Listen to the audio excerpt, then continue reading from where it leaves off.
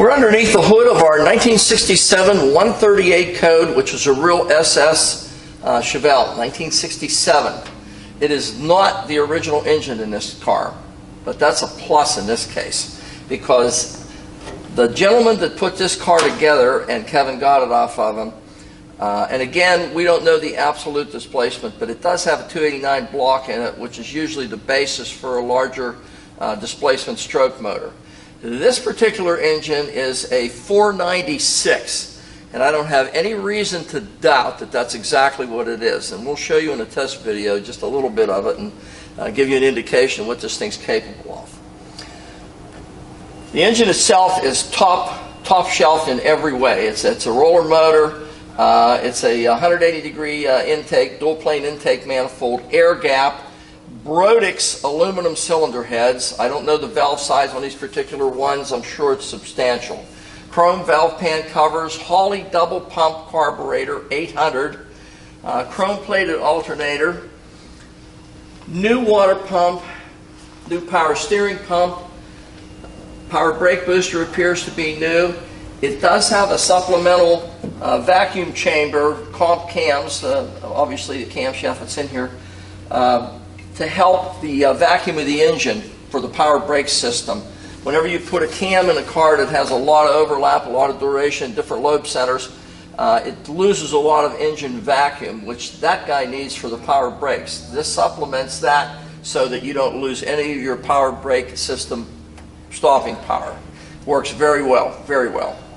Has a large, appears to be a 4-pass heavy-duty radiator in the vehicle for a 1967 Chevelle. It's as big a one as you could possibly fit in one.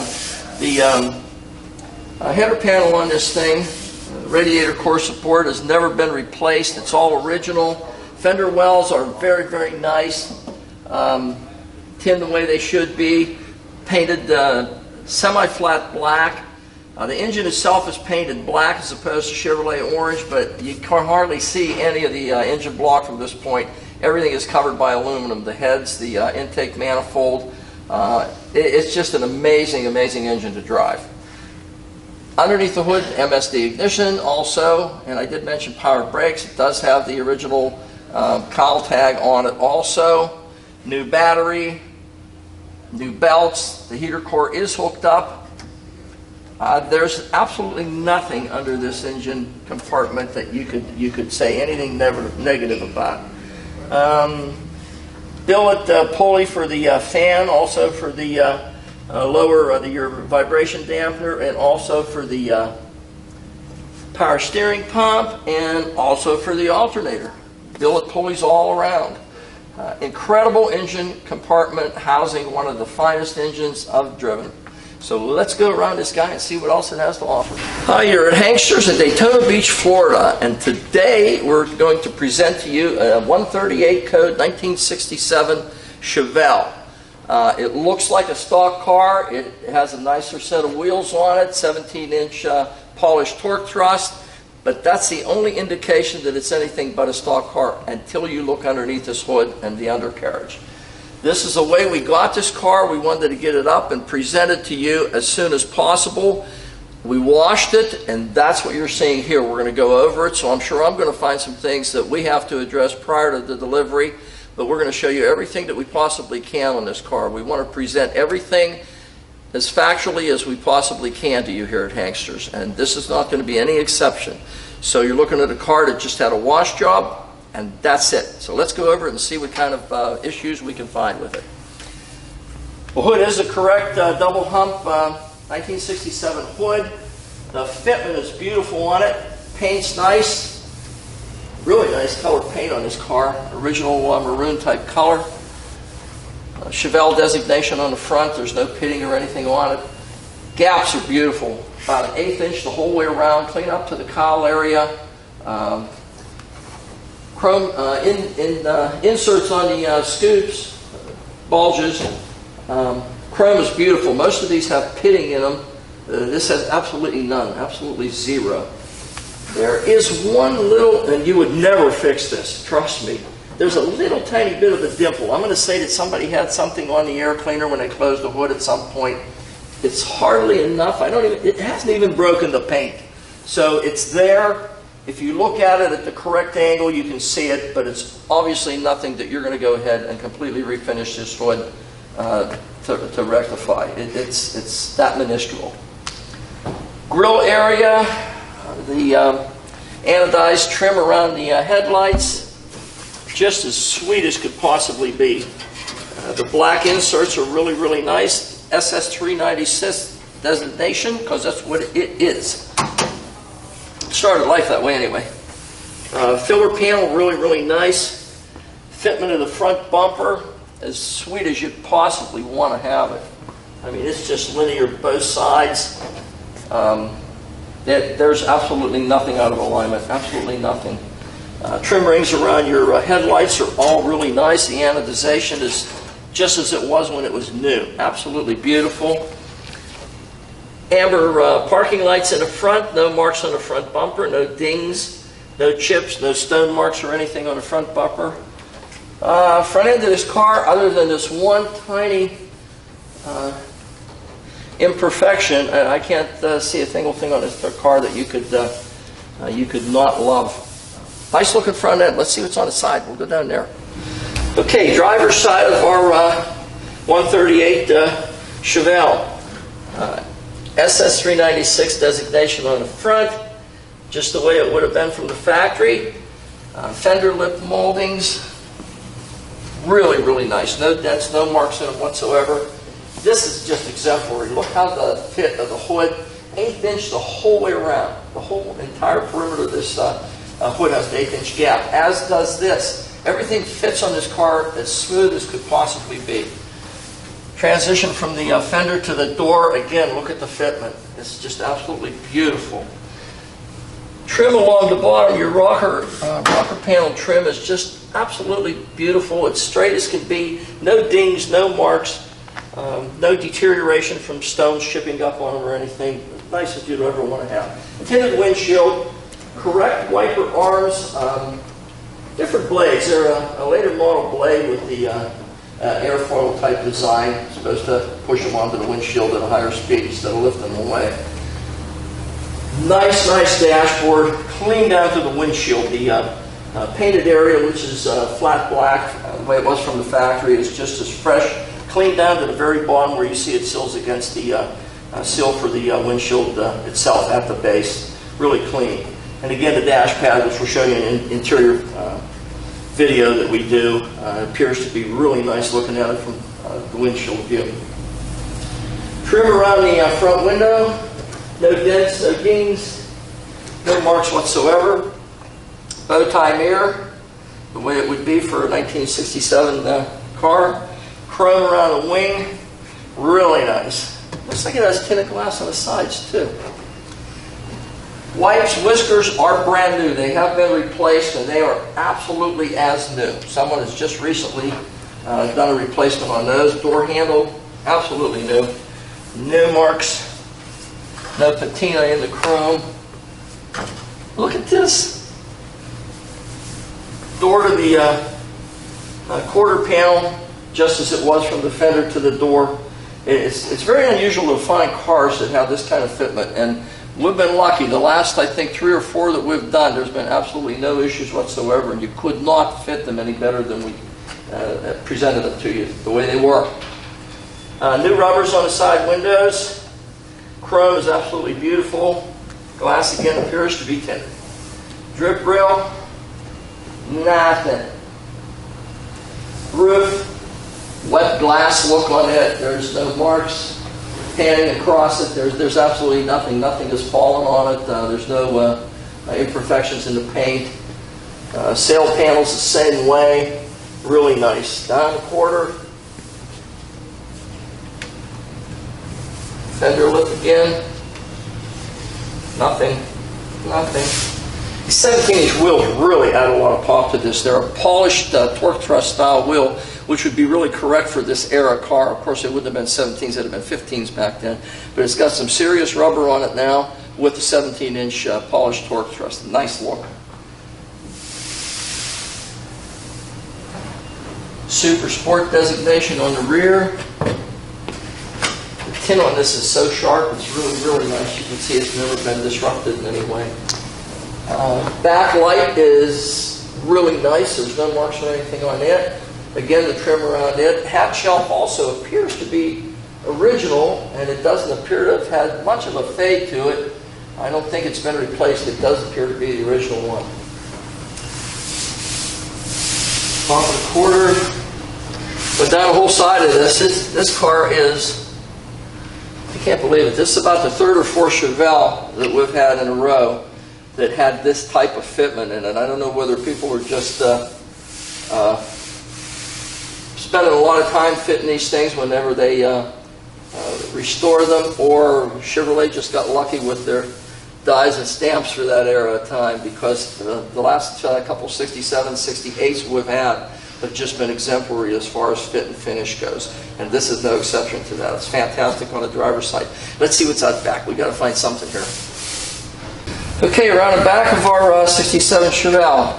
Again, look, about an 1/8 inch, the whole perimeter of this rear deck. Paint on it is absolutely beautiful. It's absolutely beautiful. Alignment of this, it's a little tiny bit high here. I have to drop this down just a hair to mate with this just a little bit better. This side's pretty close. That one's a little tiny bit off. Flat black through the center the way it should be. Again, SS396 to mate with the front one. Chrome, these are usually bent or broken or pitted all to heck. This car does not have any pitting, no deterioration whatsoever, and the lenses are just shiny and crystal clear. Again, even the black through the bottom part of your molding is still just as nice as could be. Chrome on a bumper and alignment on this bumper here. Again, look. I don't know how much better you could get it. I mean, that's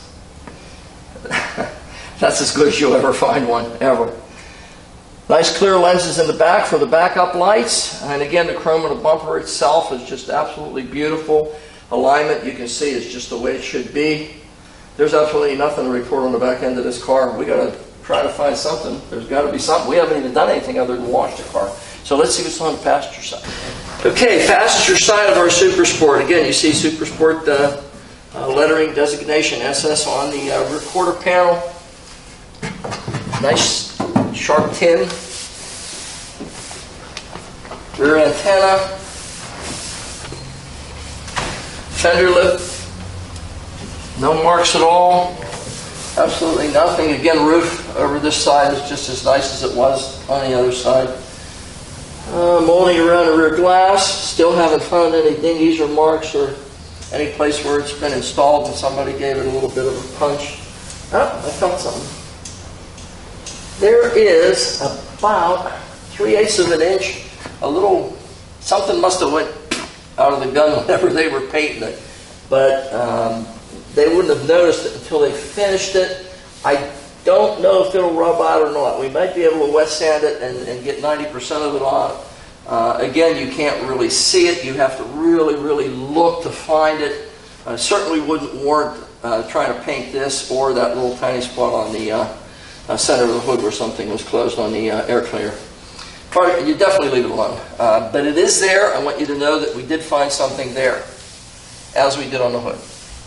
Again, the wipes, just as they were on the other side. Door fitment, it's amazing on this car. Drip rail, zip, nothing. Look how this window fits. You could stand here with a garden hose all day and never get anything inside the car. Wipes, whiskers, absolutely new. Quarter mirror, just really, really nice. And the chrome around it is just flawless. Again, brand new door handle. Rocker panel molding, the same as the other side. No dents or no bends or deviation on it at all. Paint on this door. No, I haven't felt a ding or a chip. We haven't found a chip yet at all.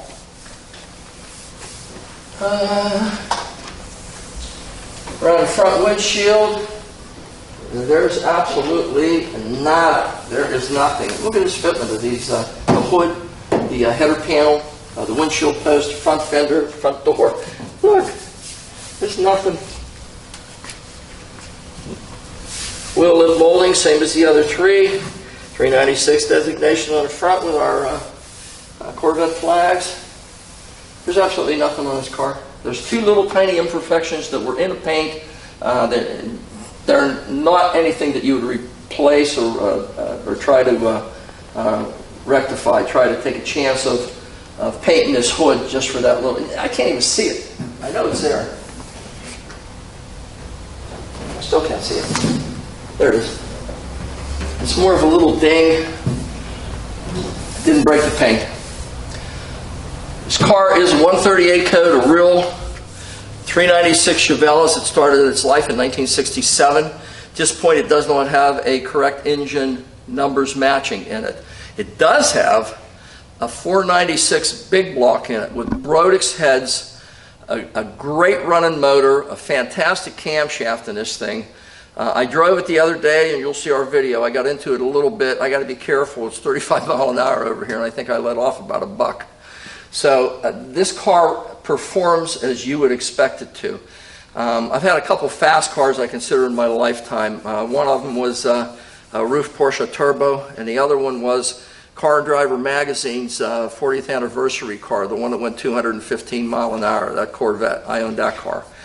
This car approaches that type of performance.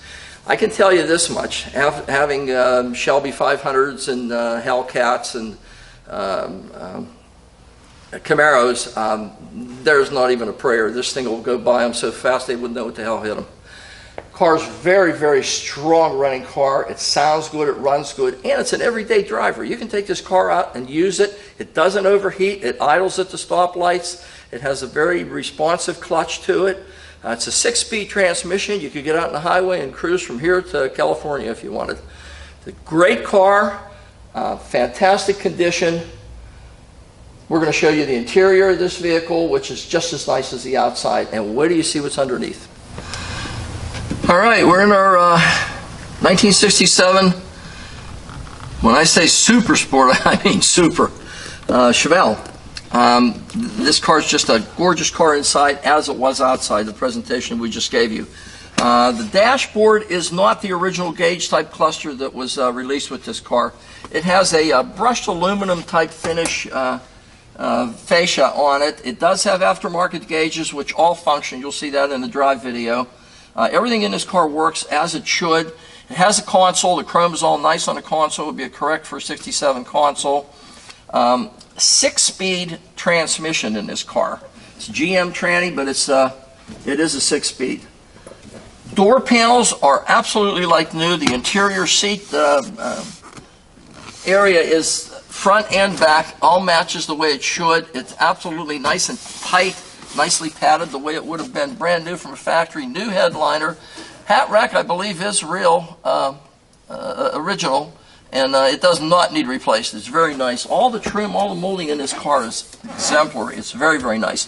No fade or anything on the rear view mirror. Sun visors are original. Padded dash is just as it was in 1967, as new as could be. Even the chrome plating on the glove compartment surround on top is just the way it should be. That mates right up to the original equipment radio. Original steering wheel. There's no deterioration on any of the chrome, any of the brushed area on it. All the handles, the armrest, the door handles, the window cranks, everything is absolutely like new. Carpeting is black. It's not re-dyed. I'm sure it's been replaced. It's just as new condition. It could not be any nicer. This car is just an exemplary car. The performance of this car is what really will sell this car. And like I said, this is I've owned some fast things, and this car approaches the performance of that Lingenfelter car.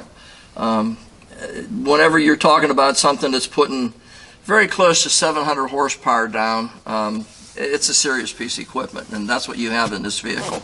It's available here at Hanksters. You got to take a look at this one. This one, if you want something to make you smile, this will do it. It'll do it all day long.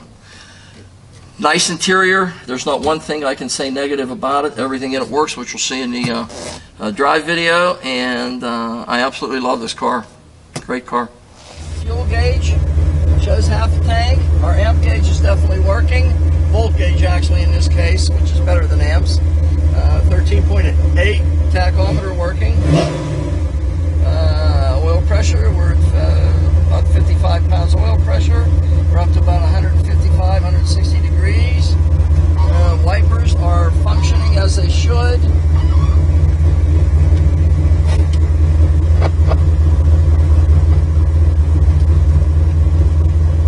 That radio's not working. I thought it was going to there for a second.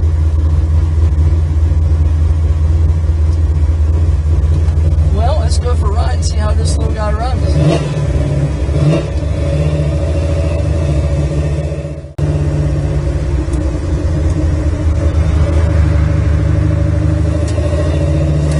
Turn signal to the left.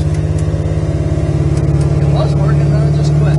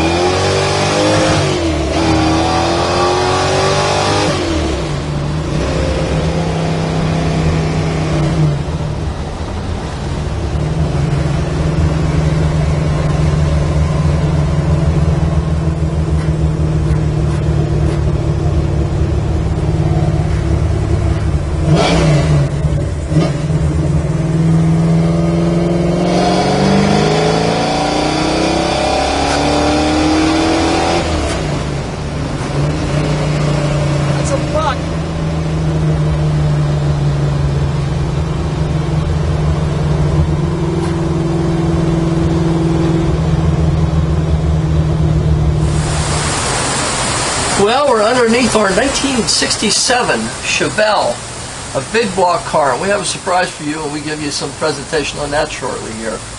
But we're underneath it right now, so let's address what we have to show you here. New sway bar, heavier duty. New sway bar mounts, new steering box, new pitman arm, new idler arm, new springs in the front, new shocks in the front, disc brakes in the front, new rotors from the looks of it. The calipers aren't very, very old either. New ball joints on the A-arms, new idler arms. Motor's been out, completely redone, bronze freeze plugs, polyurethane engine mounts, and you'll see why shortly here once we go for a test ride. It does have a deepened oil pan, appears to be about a 9-quart Moroso pan. High torque starter, which is also brand new, ceramic coated headers. Appear to be about, I don't know, 1 5/8, 1 3/4. 3-inch collector, hydraulic slave cylinder, braided stainless hardware for it. Newer 6-speed out of a Corvette or a Camaro, can't really tell which one, but it's definitely a 6-speed transmission in this particular car. The aprons to the frames are very, very nice on the car. The frame, the structure of the frame is really, really nice on this vehicle. Front pans appear to have been replaced, the front 2 floor pans. The rest of them appear to be original. The front pans have definitely been replaced though. A little tiny jack mark right there, and one right there from jack stands through the years. None there, but there might have been one there where it was lifted up through very, very slight, if at all. No leaks on the engine, as you can see. Everything's fresh in this motor. A little tiny bit of a drip on this 6-speed tranny that's in this car. Not enough to drip, but it's enough to make it wet right there. New drive shaft, new U-joints, no leaks in the rear of the transmission. 3-inch with an X-pipe, primary pipes coming out of the 3-inch collectors on the headers. Substructure to the floor pans, just as new as could possibly be on the remainder. They're original from here back. These initial pieces here have been replaced with the correct GM style floor pan for this vehicle. They have been replaced, just want you to know that, but the rest of it is original. The substructures to the floor pans are undisrupted in any way. Has original brake lines, original fuel line, parking brakes still intact and functional. Heck of a vehicle so far. Wow, 3-inch primary tubes going back to a set of Flowmaster mufflers, which you'll see shortly here. Again, other than those couple little jack marks that were set up through the years, there's absolutely nothing to say negative underneath this vehicle. Not that that's a negative connotation to that. It's just normal usage through the years is what it is. Very, very nice car so far. And again, you can see, other than that one slight, almost a drip, nothing, absolutely zero. Let's see what's on the second half of our guy here. Okay, second half of our 67 Chevelle. Again, other than a couple little tiny marks on the C-channel type frame that connects the front and the rear, which are full box on these vehicles. Chevy really put a serious set of frames, front and rear on these, and then connected them with a C-channel type frame. But it is a full perimeter frame on this vehicle, front all the way around. Floors in the back, very, very nice and original, and don't need replaced. There's no deterioration whatsoever on them anywhere. And again, the Flowmaster mufflers. These people chose to just use a 3-inch dump right before the front of the rear differential. They didn't use tailpipes on it. Figured it would cut down on the flow characteristics of the exhaust, which it does.